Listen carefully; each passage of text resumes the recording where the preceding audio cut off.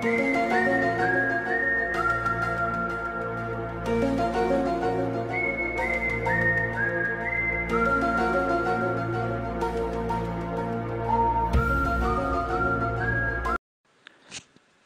bertemu Bapak Ibu Saudara sekalian di channel Sang Penghujat. Di episode ke-6 kali ini kita masih melanjutkan penjabaran mengenai kitab Kejadian pasal 4. Kemarin di episode ke-5 kita masih di ayat ke-17, di mana pada waktu itu Kain bersetubuh dengan istrinya dan memperoleh anak yang diberi nama Henok. Sebelumnya kita sedikit untuk flashback di ayat-ayat sebelumnya. Masih ada hal-hal yang perlu kita ulang untuk kita telah lebih lanjut. Kejadian pasal 4 ini terjadi pembunuhan pertama kali yang dilakukan Kain kepada saudaranya sendiri Habel, dikarenakan adanya persembahan yang tidak diindahkan oleh Allah. Kain merasa panas, sakit hati, sehingga wajahnya muram, dan akhirnya melakukan satu tindakan yang disebut Tuhan dengan dosa. Ini juga merupakan satu pemikiran buat saya pribadi. Mengapa Tuhan begitu mengindahkan persembahan dari Habel? Yang jelas-jelas jika Habel ini melakukan satu pembunuhan karena Habel mempersembahkan anak sulung kambing domba, yakni lemak-lemaknya. Nah, lemak ini kan pasti diambil dari hasil pembunuhan lebih dahulu. Di sini seakan-akan Tuhan lebih menyukai hal-hal yang berbau darah. Sedangkan Kain mempersembahkan dari korban pertaniannya.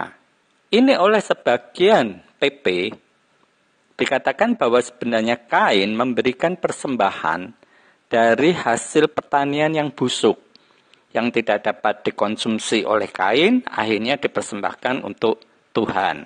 Walaupun asumsi semacam itu tidak dijelaskan di sini, ini dapat saya bantah juga dengan asumsi saya. Mengapa begitu? Mengapa Kain memberikan persembahan sebagian dari hasil tanah kepada Tuhan? Jika kita lihat di sini, Kain memberikan persembahan pastinya didorong oleh pengetahuan ilahi dari ayah ibunya untuk memberikan, ada dorongan selain cerita dari ayah ibunya mengenai Tuhan. Ada dorongan dalam hatinya untuk memberikan persembahan kepada sosok yang tidak nampak, sosok yang dimuliakan. Jadi, menurut saya sendiri, persembahan Kain pastinya juga bagus. Hanya asumsi dari PP yang mengatakan bahwa persembahan Kain ini busuk. Ya, okelah, terserah dari itu. Mana yang benar, mana yang tidak, karena tidak disebutkan, ini cerita yang berbeda. Tergantung dari Anda sendiri mau menerima yang mana. Tetapi kalau saya melihat bahwa ini sebagai persembahan pertama dari Kain kepada Tuhan, ternyata Tuhan lebih menyukai sesuatu yang berdarah.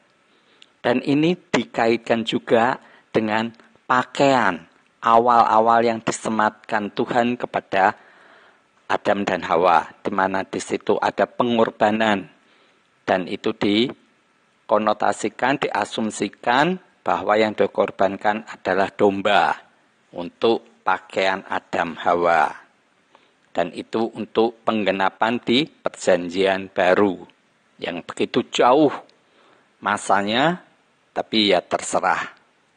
Boleh-boleh saja jika diasumsikan semacam itu. Di pasal keempat ini juga, seperti yang sudah saya ceritakan kemarin di episode sebelumnya, bahwa muncul kata dosa untuk pertama kalinya. Jadi ketika Adam Hawa memakan buah, Tuhan tidak menyebut itu sebagai dosa, Tetapi dosa disebutkan oleh asumsi dari para PP bahwa dosa awal adalah ketika Adam memakan buah pengetahuan baik dan jahat. Dan ini memang dijelaskan di Perjanjian Baru. Tetapi kalau secara literal, kata dosa sendiri baru ada di Kejadian 4 ini ketika perbuatan Kain membunuh Habel. Ini pun dosa sudah diperingatkan oleh Tuhan sendiri. Ini sesuatu yang menarik.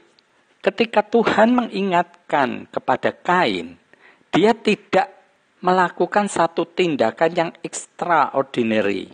Satu tindakan yang hanya memberikan nasihat, tapi tidak melarang. Melarang dengan keras, tetapi justru seakan-akan hanya merupakan satu pilihan. Ini yang bisa menimbulkan asumsi, ini free will, kehendak bebas. Tuhan membiarkan orang untuk melakukan dosa atau tidak. Justru di sini yang menjadi pertanyaan. Tuhan ini maha melindungi atau tidak? Maha peduli atau tidak? Jelas-jelas dia mengingatkan, menasehati Kain tentang dosa itu. Mengapa dia tidak memberikan pencegahan dengan cara-cara ilahi sebagai Tuhan yang memperhatikan umatnya, tetapi justru dibiarkan dan terjadilah pembunuhan itu. Di satu sisi, seakan-akan Tuhan memberikan free will yang seperti diasumsikan oleh para PP, free will. Di sisi lain justru saya mengatakan keadilan Tuhan di mana sebagai Tuhan sosok maha pelindung, terutama kepada Habel. Habel tidak dilindungi sama sekali sehingga terjadi pembunuhan itu. Ini satu pertanyaan yang harusnya bisa dijabarkan juga. Berarti ini seakan-akan seperti kejadian Adam Hawa memakan buah dari ular. Begitu juga kejadian Kain dan Habel. Ini satu settingan skenario yang memang sudah disiapkan sejak semula. Jadi nasihat Tuhan kepada Kain, ini kalau orang Jawa hanya manis-manisnya kembang lambe. Hanya di mulut saja, tetapi sama sekali hatinya tidak tertuju kepada mereka. Tidak ada rasa empati apapun kepada manusia ini. Jadi senario besarnya inilah yang dijalankan. Sebagai Tuhan dia menasehati, tetapi sebagai Tuhan dia tidak peduli. Ini skenario awal yang luar biasa. Dan ini tidak pernah diceritakan secara mendetail oleh PP. Inilah yang dikupas di channel Sang Penghujat ini. Inilah makanya saya selaku host di channel ini mengkomparasi, membandingkan antara khotbah selama ini, pengertian yang kita tahu mengenai Tuhan, sifat-sifat ilahi dia yang luar biasa, dengan Alkitab itu sendiri, yang sebagai pijakan kita. Ternyata banyak sekali kontradiksinya. Tetapi, ada yang menarik. Jika memang kejadian sebelumnya di mana terjadi pengusiran Adam keluar dari Taman Eden, sementara Hawa tidak diusir, seperti yang asumsi saya di episode sebelumnya. Sehingga Tuhan yang mengajari Hawa mengenai hal-hal yang bersifat esek-esek itu. Anak siapakah Kain ini sebenarnya? Ini juga sudah saya kupas di episode dulu. Silahkan Anda menyaksikan di episode-episode sebelumnya. Jika memang terjadi seperti asumsi saya, maka Kain ini bukanlah anak Adam. Kain ini anak Tuhan yang mana? Tuhan yang tidak tahu mengenai baik dan jahat.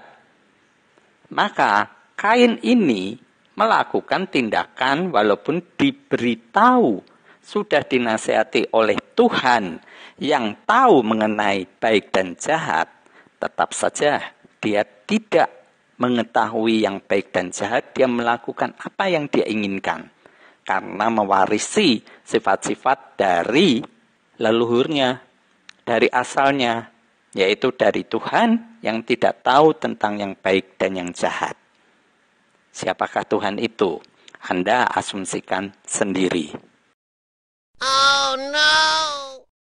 Di ayat ke-17, ketika Kain mempunyai anak bernama Henok, Kain kemudian mendirikan suatu kota dan menamai kota itu juga Henok, seperti nama anaknya. Ini menarik, sebuah kota. Kita tahu yang namanya kota itu mempunyai area yang luas, dikelola, banyak penduduk, kemudian terjadi keramaian di situ. Padahal di sini Kain hanya dengan istrinya dan dengan Henok, 3 orang. Jelas di sini membutuhkan satu masa yang luar biasa, waktu yang lama untuk membuat kota ini. Lantas siapakah penghuninya selain ketiga orang ini?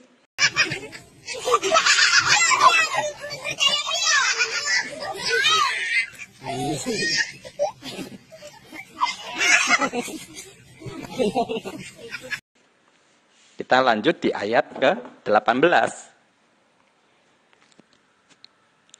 Bagi Henok lahirlah Irad, dan Irad itu memperanakan Mehujael. Dan Mehujael memperanakan Metusael, dan Metusael memperanakan Lamek. Ini adalah keturunan-keturunan dari Kain. Setelah Henok punya anak Irad, berarti Irad ini adalah cucu dari Kain. Irad memperanakan Mehujael. Ini yang menjadi pertanyaan adalah siapa istri mereka. Ini yang disebutkan kemungkinan besar adalah nama lelaki semua. Sementara istrinya siapa? Sama seperti Kain, tahu-tahu punya istri bisa bersetubuh. Istrinya dari siapa tidak disebutkan di sini. Ini adalah satu cerita, gambaran yang saya ilustrasikan ini sebagai pekerjaan anak SD yang cuma dibeli perikop-perikop, batasan-batasan dari gurunya secara limit. Coba kamu buat cerita semacam ini. Garisnya hanya ini. Ada pasar, ada kota, ada gerobak. Nah, setiap anak menceritakan menurut nalar mereka masing-masing dengan ilustrasi yang berbeda-beda. Nah, ini kan hanya cuma diberi ilustrasinya saja. Henok melahirkan Irad, Irad memperanakan Mehujael, Mehujael mempunyai anak Metusael, Metusael punya anak Lamek. Istrinya siapa, saudaranya berapa, tidak dijelaskan semua. Ini gambaran cerita yang tidak lengkap. Tetapi ini dijadikan kebenaran. Kebenaran yang model bagaimana kita tidak bisa tahu. Dan ini terserah kita. Dan sebagian dari kita memang tidak peduli. Hanya menuruti apa yang diceritakan oleh PP. PP-nya ngomong A, nurut saja A. PP-nya ngomong B, nurut B. Tidak punya nalar dan hanya manggut-manggut. Tapi itu juga saya rasa masih bagus. Karena apa? Karena memang otak yang kosong, akhirnya tidak ngerti apa-apa. Lebih bagus lagi, yang tidak tahu apa-apa ini jangan ikut-ikutan. Seperti saudara kita yang lain. Demo cuma dikasih 50.000 ikut demo. Ketika ditanya di televisi oleh wartawan, mengapa Bapak ikut demo? Tidak tahu. Yang penting cuma dapat duit. Begitu juga Anda nantinya. Pergi ke gereja, taunya apa? Nggak tahu apa-apa. Pokoknya cuma duduk, didoakan dapat berkat. Berkatnya apa? Ya masih hidup, masih bisa napas. Apa semacam itu terus. Oh no! Di ayat selanjutnya, di ayat 19 kita baca. Lamek mengambil istri 2 orang, yang satu namanya Ada, yang lain Sila. Buset, ini luar biasa sekali Lamek ini. Yang lain aja tidak ketahuan istrinya. Tahu-tahu dia punya istri 2 orang, Ada dan Sila. Ini kan istri dari mana lagi? Juga nggak ketahuan juntrungannya, tahu-tahu sudah punya 2 istri. Kemudian Ada melahirkan Yabal. Dialah yang menjadi bapak orang yang diam dalam kemah dan memelihara ternak. Nah, memelihara ternak ini bukannya dia seperti leluhurnya yang telah meninggal, yaitu Habel. Memelihara ternak. Ternyata keturunan Kain pun ada yang memelihara ternak. Nah, ini kemungkinan diajarkan oleh Kain sebagai leluhurnya. Kemudian kita lanjut di ayat 21. Nama adiknya ialah Yubal, dialah yang menjadi bapak semua orang yang memainkan kecapi dan suling. Nah, ini dikonotasikan bahwa mulai dari keturunan Kain ini, mereka lebih condong untuk hal-hal yang bersifatnya duniawi, mencari hiburan secara duniawi. Mereka menghibur diri dengan kesenian, dengan kesibukan-kesibukan duniawi. Membuat kemah, tinggal di dalam kemah, memainkan alat musik, kecapi, suling. Mereka yang berkhotbah semacam ini, harusnya mereka melihat lebih lanjut. Bagaimana seorang Yubal menjadi bapak semua orang yang memainkan kecapi dan suling. Dia memperoleh pengetahuan itu dari mana? Sementara leluhurnya tidak satupun yang disebutkan mempunyai pengetahuan tentang seni. Membuat suling, membuat kecapi, ini dibutuhkan satu ilmu. Tidak semua orang mampu. Saya sendiri tidak mampu memainkan suling dan kecapi. Ada bakat, ada talenta. Siapa yang mampu membuat bakat dan talenta terhadap diri seseorang? Ya cuma satu, Tuhan. Berarti di sini bakat dari Yubal diterima dari siapa? Ya dari Tuhan. Jadi bukan dikatakan bahwa ini hal-hal yang melihat pada duniawi. Buat saya itu ngawur sekali. Ini justru berkat kasih anugerah Tuhan masih menyertai mereka. Tuhan yang mana? Tuhan yang tahu tentang baik dan yang jahat. Tentunya buat saya. Bukan Tuhan yang lain. Jadi ini bukan hanya melihat hal-hal duniawi, tetapi Tuhan berkenan memberikan bakat kepada keturunan Kain. Kita lihat di ayat 22. Sila juga melahirkan anak, yakni Tubal Kain, bapak semua tukang tembaga dan tukang besi. Adik perempuan Tubal Kain ialah Naama. Di sini baru muncul anak perempuan yang bernama Naama. Ini adik dari Tubal Kain, bapak semua tukang tembaga dan tukang besi. Kebayang nggak zaman dahulu bagaimana dia bisa tahu ini besi, ini tembaga. Kemudian mereka buat apa dari besi dan tembaga itu? Ini juga tidak diceritakan. Satu hal yang kosong. Satu hal yang tidak jelas. Bahkan semua PP pun ketika Anda tanya untuk mendetailkan cerita ini, kacau balau, tidak karuan. Tapi saya jamin, mereka punya kemampuan untuk putar lidah sehingga Anda juga semakin bingung. Tapi saran saya, apapun yang diceritakan mereka, terimalah, dengarkan. Karena ini kertas kosong, siapapun bisa bercerita menurut asumsi dia. Karena tidak ada batasan apapun. Batasannya cuma ya itu tadi. Katakan seperti Tubal Kain. Bapak semua tukang tembaga dan tukang besi. Ya cuma itu. Entah tembaganya dibuat apa, besinya dibuat apa. Tidak jadi soal. Mungkin besinya dibuat mobil, boleh-boleh saja. Berarti pada zaman dahulu pun sudah ada mobil. Kan nggak ada yang salah di sini.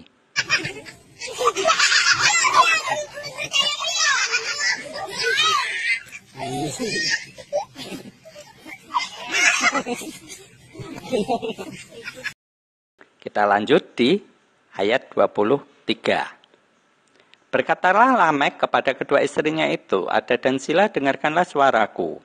Hai istri-istri Lamek, pasanglah telingamu kepada perkataanku ini. Aku telah membunuh seorang laki-laki karena ia melukai aku, membunuh seorang muda karena ia memukul aku sampai bengkak. Ayat ke-24, sebab jika Kain harus dibalaskan 7 kali lipat, maka Lamek 77 kali lipat. Ini siapa lagi yang dibunuh Lamek? Dia membunuh seorang laki-laki karena ia melukai aku. Jelas kalau ini tidak ada keturunan lain, seperti yang saya katakan di episode kemarin, bahwa ada keturunan dari yang disebut Lilith sebagai dongeng itu, Maka Lamek ini sebenarnya membunuh keluarganya sendiri juga. Entah keponakan, entah cucu, entah siapa aja. Ada seorang laki-laki yang tidak ada namanya ini. Atau mungkin juga ini hanya satu omong besar. Hanya propaganda, katakan semacam itu. Dari Lamek kepada istrinya. Supaya istrinya menuruti perkataan dia bahwa sebagai seorang yang hebat, sebagai seorang kepala keluarga. Istrinya 2. Makanya dia mengatakan itu. Sebenarnya ini pepesan kosong. Pembunuhan ini juga kemungkinan tidak ada. Hanya mengada-ada bahwa dia mengatakan ini. Namanya siapa di sini? Enggak ada. Dia cuma mengatakan begitu. Aku telah membunuh seorang laki-laki karena ia melukai aku.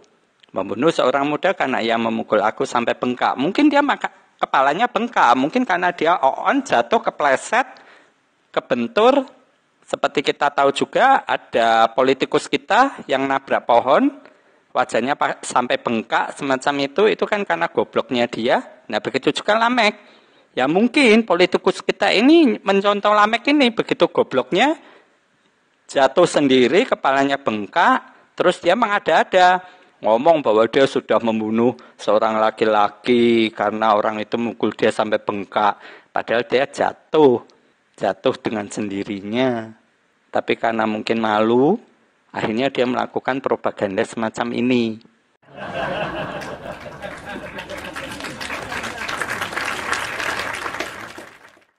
Ini omongan dia kelewat besar. Sebab apa? Jika Kain harus dibalaskan 7 kali lipat, maka Lamek 77 kali lipat. Siapa yang mau mengkalikan ini? Tuhan aja tidak disebut di sini. Seakan-akan Tuhan tidak peduli di sini. Bagaimana dia bisa mengatakan 77 kali lipat? Siapa yang akan membalas? Satu hal yang kelewatan bohongnya.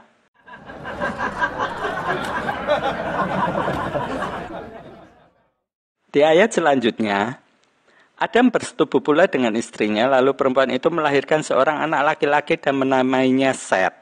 Sebab katanya Allah telah mengaruniakan kepadaku anak yang lain sebagai ganti Habel, sebab Kain telah membunuhnya.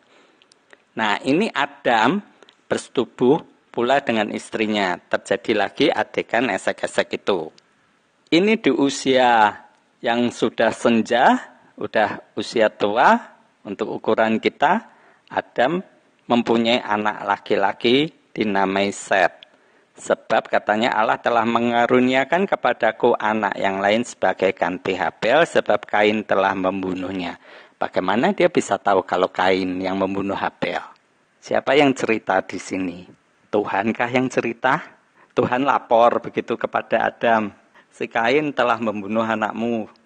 Ini juga tidak diceritakan. Berarti kalau orang Jawa ngomong Tuhan wadulan gitu ya.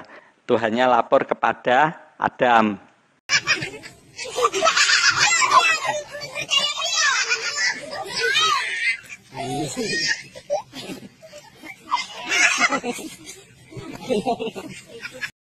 Atau mungkin pula Adam yang mencari-cari Habel di mana, tidak nongol-nongol, padahal kerjaan masih banyak, harus cari makan.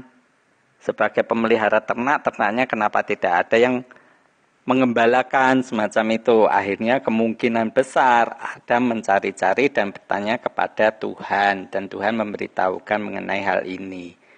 Nah, kalau memang asumsi saya semacam itu yang benar, berarti hubungan Adam Hawa dengan Tuhan tidak terputus, tidak ada yang mati. Makanya tidak ada kata dosa kepada Adam Hawa, karena hubungan mereka masih tetap akrab dengan Tuhan. Tuhan masih menyertai mereka sehingga dia tahu bahwa Kain telah membunuh Habel. Dan Allah mengkaruniakan ganti dari Habel, yaitu Set. Ini kan berarti hubungan Adam Hawa dengan Tuhan itu tidak terputus. Makanya perkataan ketika engkau makan buah ini engkau akan mati, ini juga seakan-akan pepesan kosong. Benarkah begitu? Channel Sang Penghujat nanti yang akan menguraikan pada Anda. PP-mu bisa? Belum tentu. Bukan berarti bahwa saya menyombongkan diri bahwa di channel Sang Penghujat ini lebih banyak tahu dari PP. Bukan semacam itu. Tapi semua ini adalah kasih karunia ilahi, sehingga kita bisa menjabarkan dengan lebih detail kepada Anda.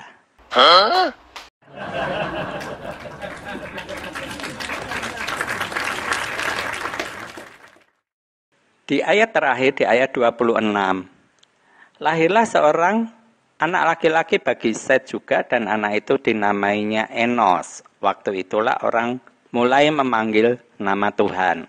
Set ini juga mempunyai anak laki-laki. Istrinya siapa juga tidak disebutkan. Tahu-tahu dia mempunyai anak bernama Enos. Waktu itulah orang mulai memanggil nama Tuhan. Siapa sih nama Tuhan sebenarnya?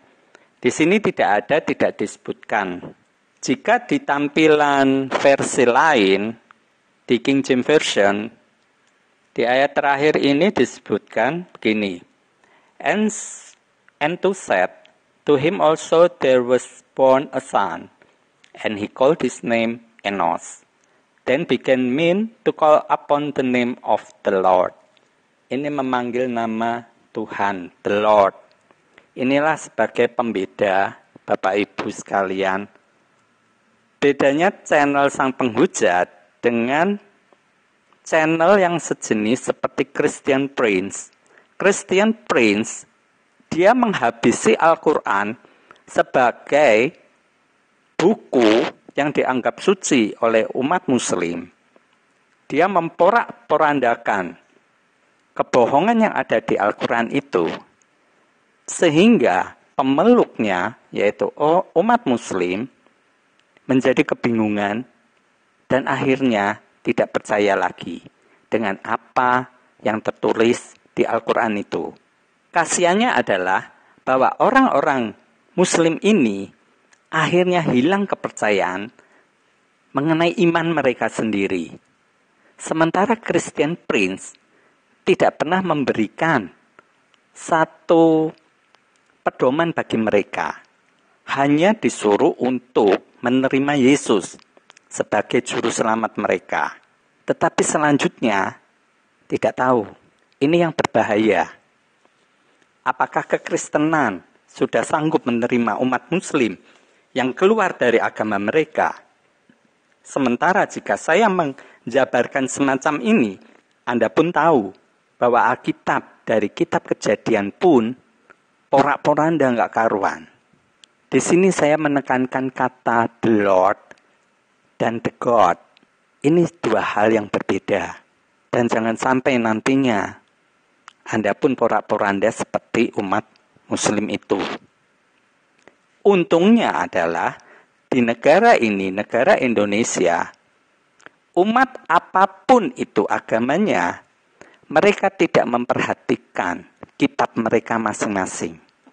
Persentase orang yang menganut, mengikuti, mempelajari kitab suci mereka di bawah 5%. Selebihnya, jemaat kita ini, umat beragama di Indonesia, 95% ke atas adalah umat yang bergotong royong, umat yang bergembira karena saling silaturahmi, saling berkunjung, saling bertemu, saling bertamasya.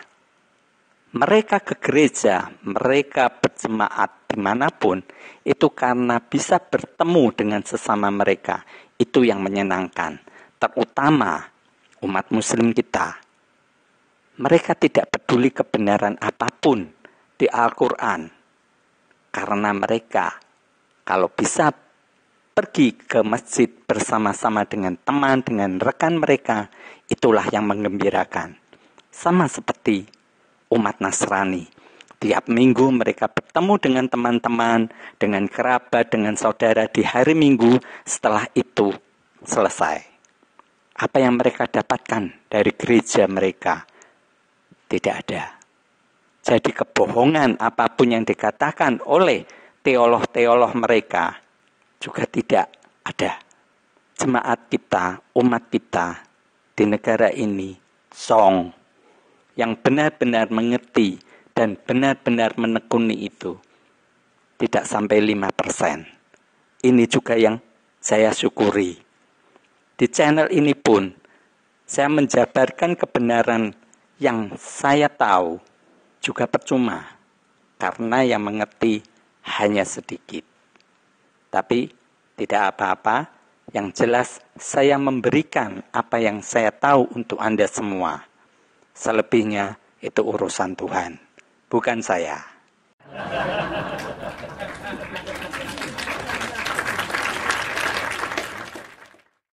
Ada sedikit waktu yang masih tersisa, bisa saya gunakan untuk menjabarkan apa yang menjadi tafsiran dari Alkitab Sabda mengenai Lamek.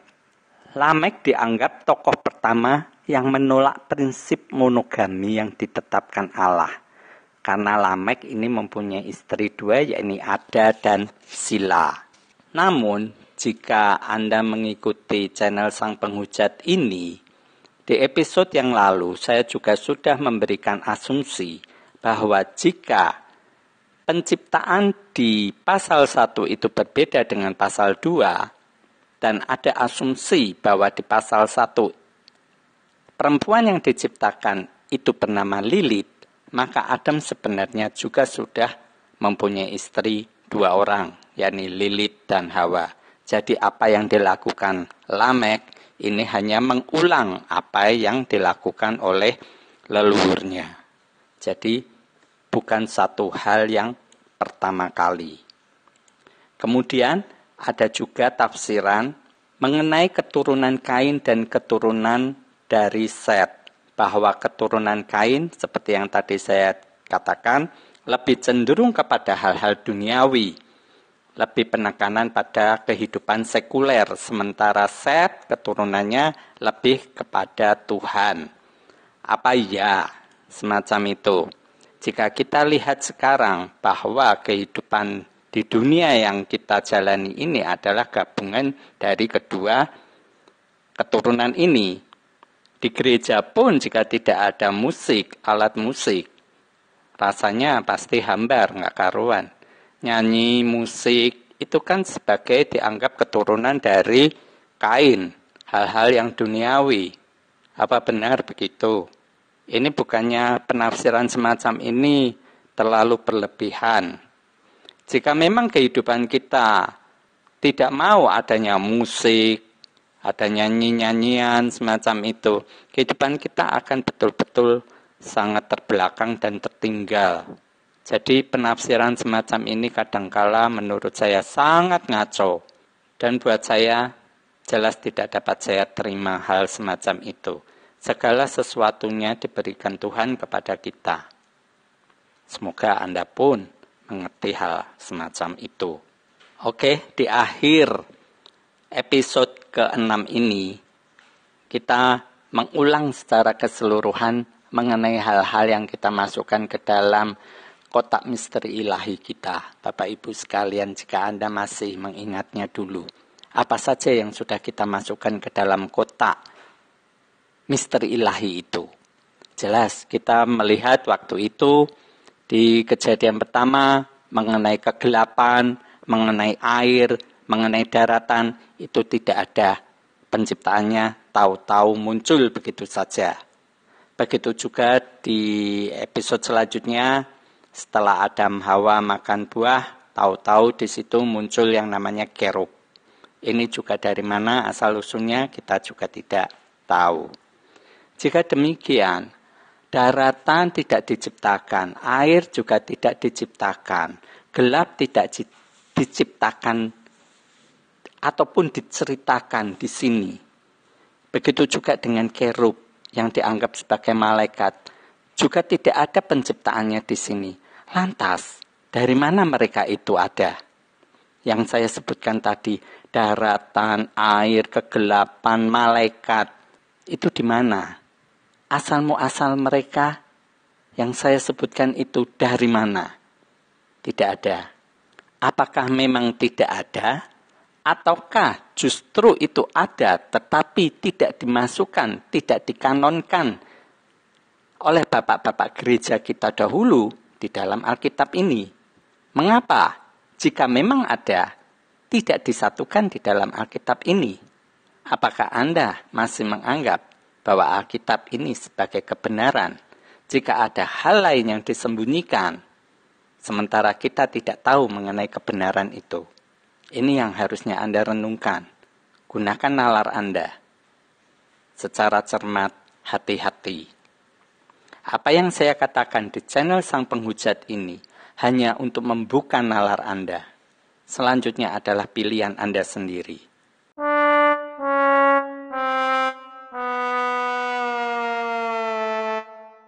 Di episode ke-6 ini, kita akhiri sampai di sini dulu, dan kita lanjutkan di Kejadian 5 di episode mendatang.